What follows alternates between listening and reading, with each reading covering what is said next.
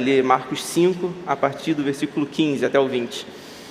E, cara, não sei quantos aqui já sabem disso, mas eu fiz faculdade de administração. Então, eu gosto de ficar meio ligado assim, no mundo dos negócios, saber o que está acontecendo. E eu vi uma notícia um tanto quanto interessante, que no final do ano passado, em dezembro, um cara chamado, eu não sei se eu vou conseguir pronunciar o nome dele direito, mas um cara chamado Bernard Arnault se tornou o cara mais rico do mundo.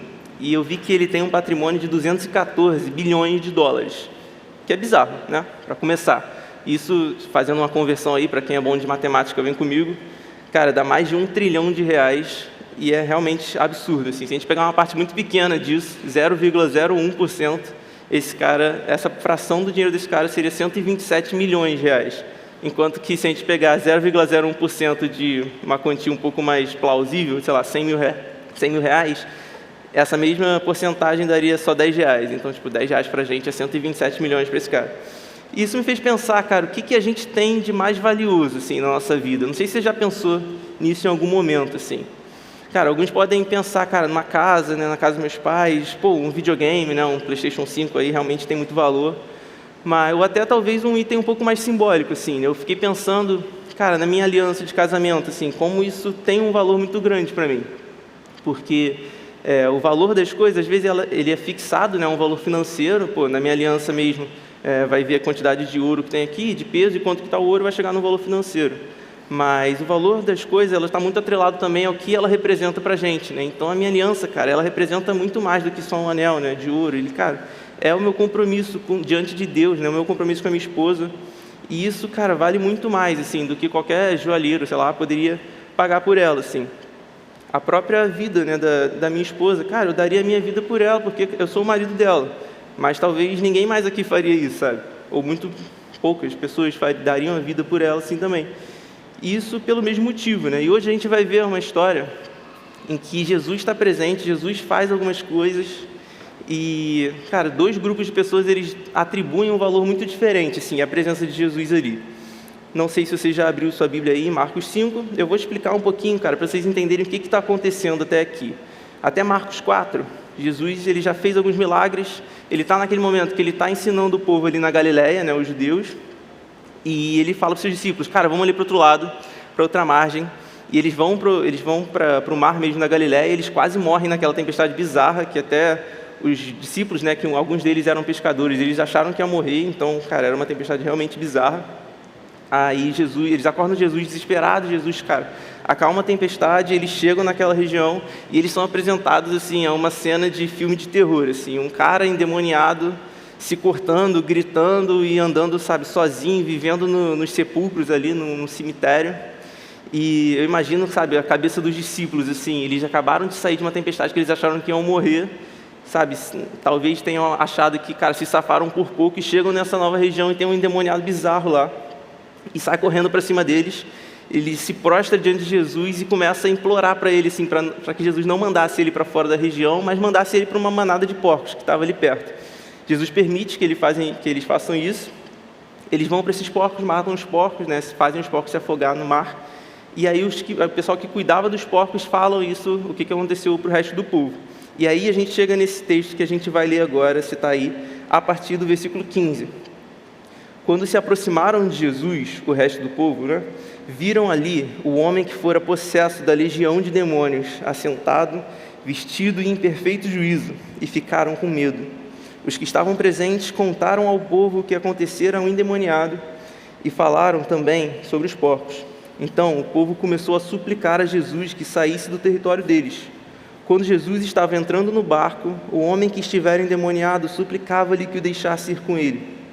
Jesus não o permitiu, mas disse, vá para casa, para sua família, e anuncie-lhes o quanto o Senhor fez por você e como teve misericórdia de você.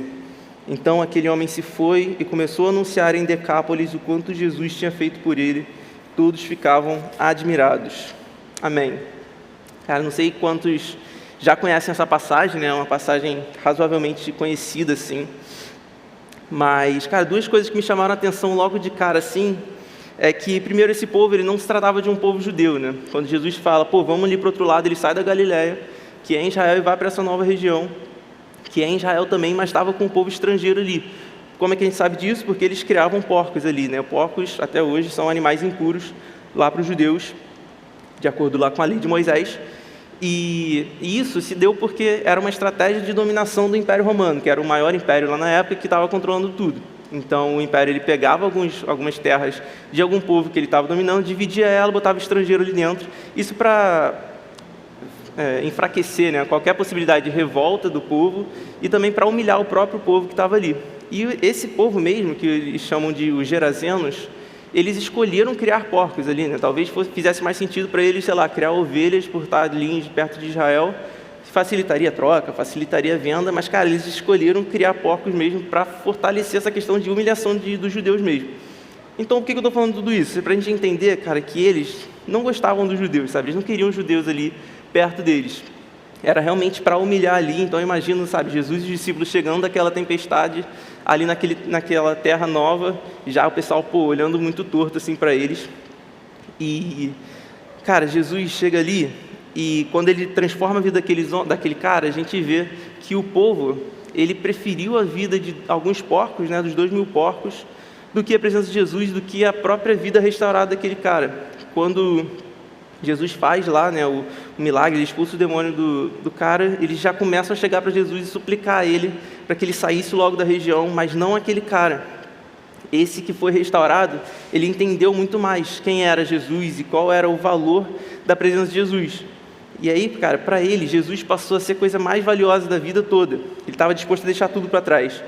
E esse texto, sabendo desses 2 pontos, ele ensina para a gente algumas lições. Primeira lição é que Jesus é o único capaz de nos fazer livres.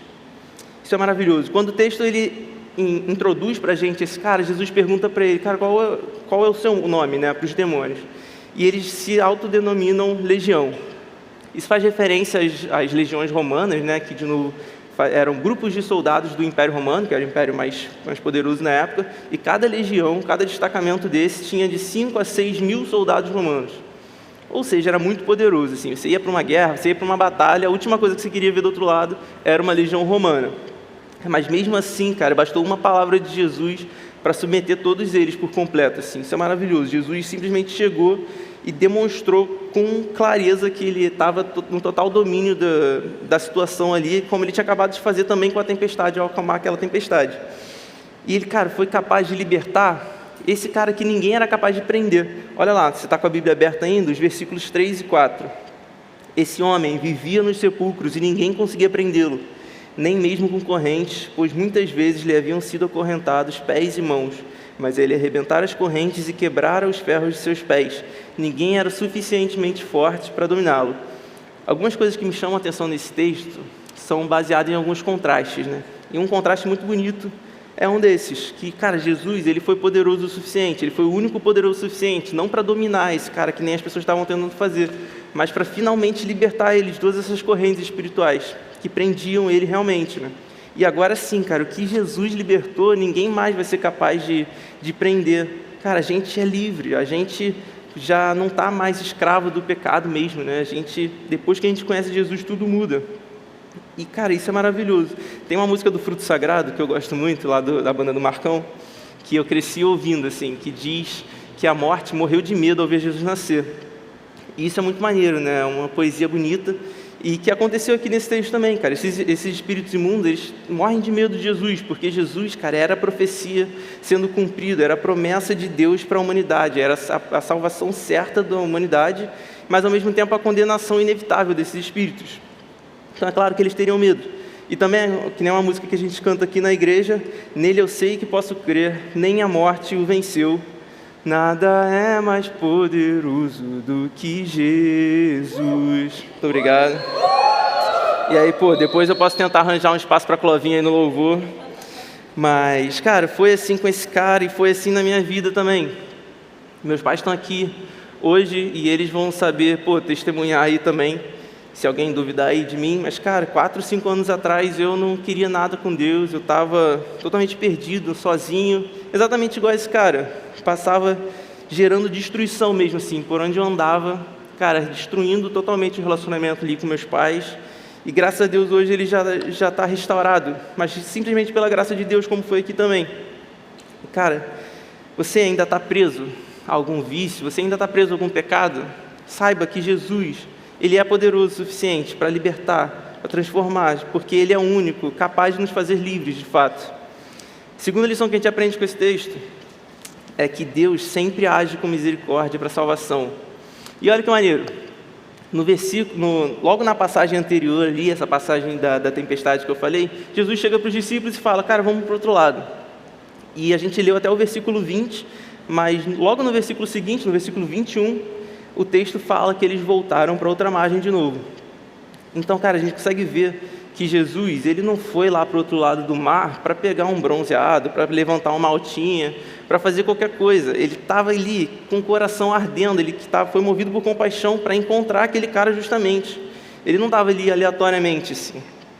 E, cara, isso é maravilhoso, porque Deus, várias vezes na Bíblia, Ele mostra que Ele tem misericórdia por pessoas que a princípio seriam totalmente irrelevantes, né? A gente vê, vários exemplos mesmo, mas alguns que eu posso destacar aqui, cara, a mulher samaritana, ela ia lá no poço ao meio-dia para não encontrar ninguém, para não ser encontrada por ninguém, e Jesus vai lá, fica lá esperando ela, quando ela chega, transforma a vida dela. Davi era, cara, o menor dos irmãos, o mais improvável de ser rei, e Jesus usa a vida dele com poder mesmo, para ser, cara, o rei mais poderoso e mais famoso da história de Israel mesmo.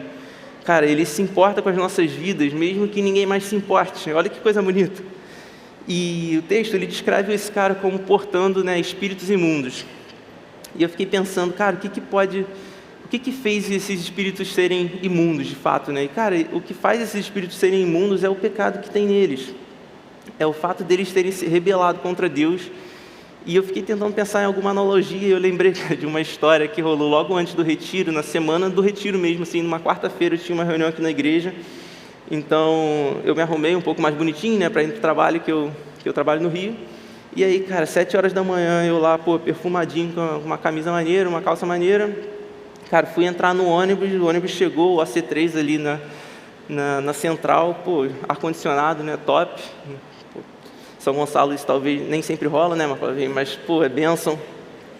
E, cara, o ônibus chegou, eu fui pisar assim para entrar no ônibus, só senti o chão meio fofinho assim, eu falei, putz, mano. Eu olhei pro meu pé, tinha um cocô gigante assim. E aí, cara, eu entrei no ônibus, sabe, arrumadinho para ir para a reunião, todo mundo 7 horas da manhã, perfumado para ir para o trabalho, o ônibus com ar-condicionado, e eu fiquei espalhando um cheiro horrível de cocô dentro daquele ônibus, eu fiquei, cara, cheio de vergonha. E, cara, o nosso pecado é assim para Deus. É isso que Ele deveria olhar para a gente e ver, né? E sentir esse cheiro horrível. Mas Ele não faz assim, né? Cara, o que esse cocô assim, representava para mim, não chegaria aos pés do que a gente deveria representar diante de Deus, em termos de imundície mesmo, em termos de, cara, tudo de ruim. Mas mesmo assim, cara, Jesus olha para a gente estando cheio na lama, estando todo, sabe, perdido em pecado mesmo, e Ele vem ao nosso encontro, como Ele fez com esse cara mesmo. E mais um contraste que esse texto mostra pra gente, que, cara, por um lado, Jesus, Ele não estava ali aleatoriamente, né? A gente já falou que Ele tinha esse propósito de encontrar aquele cara, mas aquele homem, o endemoniado, ele estava ali por acaso, né? Jesus sabia que ele estava ali, mas ele não estava fazendo nada, ele só estava vivendo aquela vida miserável dele, totalmente perdida. Ele não fez nada para merecer a graça de Deus, não fez nada para merecer a misericórdia de Deus.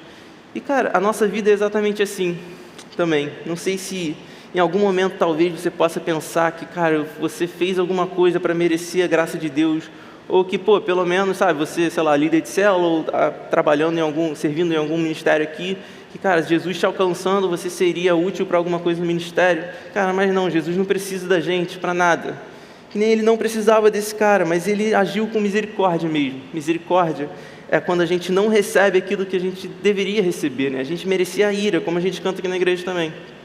Mas Ele não age assim com a gente. Isso é maravilhoso. Ele conseguiu transformar a vida desse homem que estava totalmente destruída. Ele conseguiu transformar a minha vida que também estava destruída. Então Ele com certeza é poderoso o suficiente para transformar a vida de vocês também, justamente porque Ele sempre age com misericórdia para a salvação. Se não fosse assim, a gente nunca teria nenhuma chance. Terceira lição que esse texto traz para a gente é que a transformação leva à missão. E eu estava pensando também nesses dias, que eu lembrei de quando eu estava no 3º ano, assim. Eu sei que alguns estão esperando o resultado aí do SISU, né? Eu acho, certo? Perfeito. Mais ou menos ali, Clovinho falou. Mas, cara, quando eu estava no terceiro ano, eu fiquei numa dúvida bizarra de que faculdade que eu ia fazer. E como eu era bom em exatas, né, pelo menos eu achava que era, matemática, física e química e tal, eu tomei aquela decisão clássica de fazer engenharia e na época eu decidi por engenharia de produção. Cara, foi horrível, assim. Espero que todo mundo que decida fazer engenharia aí, cara, vai ser bênção com certeza. Mas para mim não era muito caso, cara. Eu fui fazer uma faculdade longe pra caramba, não consegui fazer simplesmente amizade nenhuma, não entendia nada que os professores estavam falando, reprovei lá algumas matérias, foi triste. E aí eu comecei a falar com meu irmão, que fazia lá marketing, né, publicidade, e comecei a gostar mais desse tipo de faculdade e fui fazer administração nessa mesma faculdade, que tinha mais foco em marketing. Cara, e eu lembro de como, já no primeiro período, assim, as coisas eram totalmente diferentes, eu consegui fazer minhas amizades que eu levo até hoje, e, cara, quando eu percebi essa diferença, eu já não queria nem mais voltar para a minha faculdade anterior, e espero, na verdade, nem precisar nunca mais voltar lá para resolver nada. E, cara, quando esse cara conheceu o poder de Jesus, quando ele viu a diferença que Jesus fez na vida dele, ele também agiu da mesma forma. Ele não queria mais saber de nada, ele só queria deixar tudo para trás e seguir Jesus. Ele começou a suplicar para Jesus para que deixasse ir com ele. Isso é maravilhoso. Quando ele conheceu a glória de Jesus, ele só queria seguir Jesus. E essa glória do próprio Jesus, às vezes os demônios até reconhecem melhor ou de forma mais clara do que a gente. Os demônios se prostraram diante de Jesus com todo o ser e começaram, a reconhecer mesmo que ele era o Filho de Deus. Isso não é nenhum mérito deles, porque eles estão sob, né, o senhorio de Jesus mesmo, porque Deus é totalmente mais poderoso e eles simplesmente não têm outra opção quando Jesus revela a glória deles, assim como vai ser, cara, qualquer ateu diante de Jesus quando ele voltar com toda a sua glória. Mas, cara, a gente precisa manter os olhos na eternidade. Quando Jesus voltar com essa glória toda, a gente vai se prostrar diante dele assim também. Mas diferentemente desses demônios que gritaram, cara, que queres comigo, Jesus? A gente vai gritar, cara, bendito é o que vem em nome do Senhor. Santo, santo, santo é o Senhor, o Deus Todo-Poderoso, que era, que é e que há de vir. Isso é maravilhoso, a gente tem que esperar por esse dia com todo o nosso coração. Isso é o que dá propósito para a gente. Jesus, um outro contraste que esse texto mostra para a gente, é que Jesus permitiu que os demônios fossem lá para os porcos e matassem os porcos, mas ele não permitiu que aquele cara que ele tinha acabado de restaurar seguisse ele, né? E isso, cara, chamou muito a minha atenção quando eu percebi. E eu fiquei pensando, cara, por que Jesus fez isso? E, cara, eu percebi que foi porque Jesus, ele está muito interessado nos corações. Ele preferiu, ao invés de deixar o cara seguir ele lá de volta para Galiléia, ele preferiu deixar ali, baseado naquela nova região de pessoas pagãs, né, um missionário. A princípio, o primeiro missionário gentio. E dá para ele uma nova identidade. Ele agora não seria mais um ex-endemoniado, ele seria agora, cara, como Pedro, pescador de homens. Isso é maravilhoso. O reino agora era chegado, as pessoas precisavam saber, mesmo aquelas que tinham acabado de rejeitar Jesus. Olha que coisa maravilhosa. E acontece exatamente assim na nossa vida também. Quantas vezes a gente já rejeitou Jesus? Quantas vezes eu mesmo rejeitava Jesus, fugia de Deus? Mas Ele mesmo assim veio em nosso favor, veio em nosso encontro. E só assim a gente pôde conhecer Ele realmente. E no fim das contas, eu acho interessante que Jesus, a princípio, não permitiu que o cara seguisse Ele, mas a gente percebe que Ele seguiu sim, porque Jesus, lá no final de Mateus 28, Ele ensina para os seus discípulos que enquanto Eles estivessem pregando, enquanto Eles estivessem fazendo novos discípulos e ensinando as pessoas a obedecerem a Deus, o próprio Jesus estaria com eles até o fim dos tempos. Isso é maravilhoso, porque Ele conseguiu de fato o que queria. A princípio ele foi frustrado, mas Jesus, cara, deu muito mais do que ele precisava, deu muito mais do que ele poderia imaginar mesmo assim. Não sei se você já foi frustrado alguma vez na sua vida, se você já teve mesmo alguma grande frustração, mas querido, confie em Deus, que Ele, cara, surpreende mesmo. Ele sabe o que é bom pra gente, Ele sabe o que a gente precisa e te ama. Ao ver a glória de Jesus, ele só queria estar com Ele, porque a transformação leva à missão. E algumas aplicações que esse texto traz para a nossa vida. Primeira aplicação, cara, valorize a presença de Jesus. Essa aplicação é o que deu o nome, né, à pregação. Cara, o que Deus tem falado muito ao meu coração desde que eu comecei a ver esse texto, assim. Eu espero realmente que a gente saia daqui valorizando mais essa presença maravilhosa de Jesus. Como a gente viu ali no início, o povo, ele preferiu, né, a vida de alguns porcos, de 2.000 porcos, do que a presença de Jesus. E, cara, eu vi, pegando um dado ali rápido, que um porco hoje, adulto, né, grande, ele vale, tipo, R$800. Então, 2.000 porcos, eles seriam, tipo, R$1.600.000. E a gente pode argumentar que, cara, para um povo pagão que não sabe das coisas, que não conhecia Jesus realmente, é razoavelmente compreensível que as pessoas preferissem R$1,5 milhão do que um cara ali que fez, que causou esse dano. Mas, cara, isso não pode ser aceitável entre o povo pelo qual Jesus morreu na cruz. Isso não pode ser aceitável e esperado entre a gente. Hoje, a presença de Jesus, ela é dada livremente para a gente. Graças a Deus, naquela cruz, quando Jesus morreu, o véu foi rasgado e a gente pode se achegar a Ele. Mas quantas vezes eu mesmo, e, cara, troco a presença de Jesus por assistir um pouco mais de TikTok, ou por ver, sei lá, um filme a mais, ou por jogar um pouco mais de videogame? Cara, não pode ser assim entre a gente. O sangue de Jesus na cruz e a presença de Jesus, onde ela esteja, onde ela estiver, vale muito mais do que qualquer coisa, vale mais do que a nossa vida, vale mais do que a fortuna lá daquele Bernard Arnault lá, o trilionário lá, vale muito mais do que a minha aliança, e vale muito mais do que qualquer vida nossa aqui. A presença de Jesus é o que move a gente, é o que faz a gente ser transformado. E, cara, só lembrando, o valor, sei lá, da minha aliança, ele tem um valor financeiro fixado ali, né? A quantidade de ouro, quanto que vale o ouro, e vai chegar ali. Da mesma forma, a presença de Jesus, ela tem um valor fixado ali no mais alto e infinito de todos. Mas o valor da minha aliança, ela, como eu falei, vale muito mais para mim, porque ele varia de acordo com o que ela representa para mim. E o valor da presença de Jesus também funciona assim. Se eu valorizo muito mais a presença de Jesus, por conhecer mais e por ela representar mais para mim, automaticamente ele vai ter mais valor para mim mesmo, e eu vou estar disposto a entregar mais por isso. Então a pergunta que eu espero que ecoe no coração de vocês essa noite é, cara, o que Jesus representa para você? Você tem conhecido e se relacionado com o Jesus verdadeiro? Porque, cara, enquanto a gente não conhecer um Jesus que tem todo esse poder, toda essa autoridade de verdade, a gente vai continuar vivendo essa vida miserável de trocar a presença dele por qualquer coisa, de trocar a presença dele por qualquer coisa que algum pecado possa oferecer para a gente. Ele não pode ser assim. Cara, mas beleza, o que é valorizar essa presença na prática, né? Essa é uma boa pergunta. E eu destaquei aqui algumas coisas para deixar no coração de vocês. Valorizar essa presença de forma muito prática, de alguns pontos, cara, primeiro, prestar atenção no culto, de todo o coração, assim, não só nesse culto, porque, eu sou uma pessoa que nunca trouxe alguma mensagem, então, é diferente, talvez seja um pouco mais fácil de prestar atenção. Mas, cara, vim na reunião de oração, vai lá e vai orar, se derrama diante de Deus, a cada culto aqui de sexta, ou, cara, se vocês forem num culto do Gol, ou se for nos cultos de domingo, cara, presta adoração para Deus, com a sua atenção também, com a sua concentração. Participa ativamente da sua célula. Ora pelo seu líder, pergunta o que seu líder pode precisar de ajuda. Com certeza, quem é líder de célula aí precisa de muita ajuda e muita oração a cada semana. Cara, faz a sua devocional todos os dias, não só para marcar um check de algum plano que vocês estão fazendo, mas, cara, realmente por ir agora, se Deus quiser, para vocês entendendo melhor o quanto que é valiosa essa presença de Jesus, é por saber que, cara, a gente não pode viver sem ela. Cara, obedece seus pais. Eu falei um pouco do meu relacionamento com meus pais, que Deus, graças a Deus, já restaurou.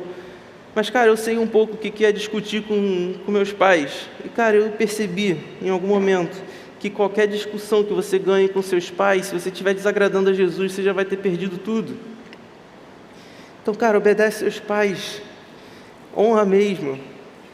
Luta, resumindo, né? Luta com todas as suas forças contra qualquer tipo de pecado. Porque sabendo que se você não fizer isso, você vai se afastar dessa presença maravilhosa. Segunda aplicação que esse texto traz para a gente: ore com ousadia e fé. Cara, a gente às vezes pode ter uma visão de que as passagens da Bíblia, elas são meio que, um textinho aqui, um textinho ali, uma historinha e tal. Mas, cara, imagina esse cara endemoniado aqui do lado de fora da igreja. Tipo assim, um cara que realmente anda gritando, se cortando e, cara, poderoso pra caramba, cara, o pessoal botava corrente nele, ele quebrava as correntes com os pés e com as mãos. E Jesus, com uma palavra, o mesmo poder da palavra que criou todo o universo, Jesus, a palavra, com sua palavra, transformou a vida desse cara. Olha o poder que Jesus mostra. Não só aqui, esse é só um exemplo do poder que Jesus mostra, mas, cara, leia a sua Bíblia, prestando atenção no poder de Jesus, realmente, pensando mesmo assim, cara, o quanto que Jesus pode fazer na nossa vida, o quanto que Jesus pode alcançar e pode fazer, sabe, novo. Cara, se essa história é real, e se a Bíblia é real, ela permite com que a gente ore com muito mais ousadia e muito mais fé. E, cara, Jesus, Ele sabe o que é ser ignorado, sabe o que é deixado de lado, o que é ser deixado de lado. Aqui mesmo nesse texto, Ele foi tido como menor do que os porcos, né? O povo preferiu os porcos. Então, cara, se você tem se sentido esquecido ou deixado de lado, talvez em casa, ou na escola, ou até aqui no UP mesmo, olha para Jesus, confia em Jesus, sabendo que Ele te ouve, Ele te ama, e Ele é poderoso para transformar toda a sua vida. Uma última aplicação que esse texto traz para a gente é: anuncie o quanto o Senhor fez por você. Esse é um caso clássico dos textos que Jesus mesmo já dá uma aplicação pronta para a gente. Isso facilita um pouco a minha vida, e quem sou eu para não dar essa aplicação para vocês direto também. Mas, cara, de novo, Jesus, Ele está interessado principalmente nos corações. Imagina um pouco esse cara que foi restaurado, voltando para casa depois de talvez, anos sem ver a família, sem estar perto das pessoas que ele conhece. E Jesus transforma a vida dele, num único momento, e fala para ele voltar para casa, para a família dele. E ele chega do nada em casa depois de anos, falando que, cara, tem um Deus novo que ninguém conhece dentre eles e que transformou a vida dele toda. Cara, sempre vão ter desafios na nossa pregação. Nunca, vai ser fácil. Jesus não falou que ia ser fácil, mas enquanto a gente criar desculpa para obedecer a Jesus, a gente não vai avançar. Jesus não vai usar a nossa vida enquanto a gente ficar realmente criando desculpa. Isso eu falo para o meu próprio coração também. A gente precisa, como esse cara, simplesmente obedecer. Ele provavelmente teria muito mais dificuldade de pregar, naquela área do que a gente tem no nosso dia a dia. Mas mesmo assim, mesmo tendo as expectativas dele criadas, o texto fala que aquele homem se foi e começou a anunciar em Decápolis o quanto Jesus tinha feito por ele. Isso é maravilhoso, isso é o que a gente tem que fazer também. Jesus deixou ele ali porque o testemunho dele seria mais poderoso entre aqueles que já conheciam o estado anterior dele. Se eles voltam para Galiléia com Jesus e ele fala, não, esse cara aí era um endemoniado e tal, o pessoal ia ter uma ideia, mas não ia saber realmente qual era o estado dele. Mas a família, os amigos, ex-amigos, talvez, as pessoas daquela região sabiam, viam ele lá todo dia, e sabiam quanto de poder era preciso para mudar aquela vida. Cara, é maravilhoso. Jesus deixou ele lá justamente porque ele queria alcançar aquele povo. E da mesma forma Jesus faz com as nossas vidas. Jesus, cara, te colocou na sua escola, te colocou na sua família, te colocou, cara, na sua faculdade, no seu trabalho, qualquer lugar que seja, porque tem pessoas ali que Ele ama e que Ele quer alcançar também. Da mesma forma que Ele deixou esse missionário ali, porque Ele amava aquele povo que tinha acabado de rejeitar Ele. Então, sabendo disso, anuncie o quanto o Senhor fez por você. E, cara, em outro lugar, Lucas 7, Jesus conta uma parábola muito rápida que fala, cara, dois servos, deviam um certo valor para o Senhor, sendo que um deles devia 10 vezes mais do que o outro. O Senhor chegou um dia, decidiu perdoar a dívida dos dois, e esse que devia muito mais, ele passou a amar esse Senhor muito mais. Então a gente aprende que existe essa relação, aquele que é mais perdoado passa a amar mais a Jesus. E, cara, como esse cara que foi restaurado, ele tinha motivo para amar a obra de Jesus. Ele que estava totalmente perdido, ele que claramente precisava de um milagre, ele tinha muita razão para amar Jesus. Então, uma outra pergunta que eu quero que ecoe nos nossos corações essa noite é que, cara, você tem motivo para amar Jesus?